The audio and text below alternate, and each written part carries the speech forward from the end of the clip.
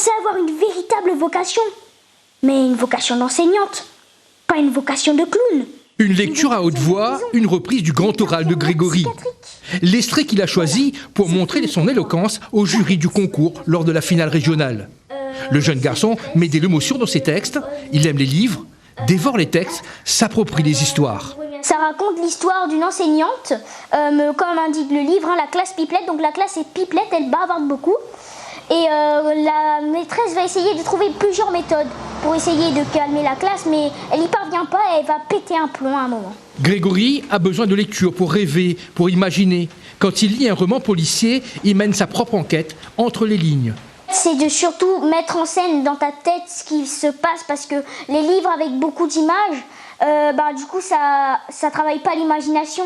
Alors que des romans comme celui-ci par exemple, il y a quelques images, ça travaille plus l'imagination en fait. Grégory fait la fierté de ses parents, de sa classe, de son école. Clarisse, sa maman, ne s'attendait pas à un tel engouement pour ce concours de lecture à haute voix. À l'origine, c'est un concours que la maîtresse a mis en place dans sa classe. Et tout s'est enchaîné en fait.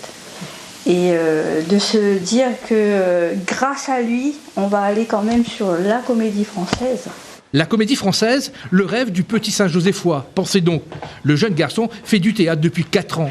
Il profite de cette activité pour construire sa trame narrative, mais... La lecture, ce n'est pas du théâtre, parce qu'il faut mettre en avant les émotions, mais ne pas trop faire de gestes, parce qu'au théâtre, c'est quelque chose de... Tu dois faire vivre la scène, alors que dans la classe Pipelette, tu dois... Par exemple, j'ai dû faire vivre le texte. J'ai pas dû non plus surjouer les répliques, en fait.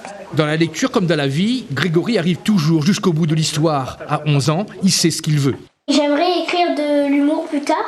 Alors, je sais pas si j'écrirai quelques livres d'humour, mais en tout cas, des textes, faire des sketchs sur scène, tout ça, par contre, j'aimerais en faire plus tard. Champion de lecture à haute voix au sein de sa classe de CM2 de l'école de Parc-à-Mouton, puis champion à l'échelle du département et des DOM, Grégory ira à Paris le 28 juin disputer la finale nationale.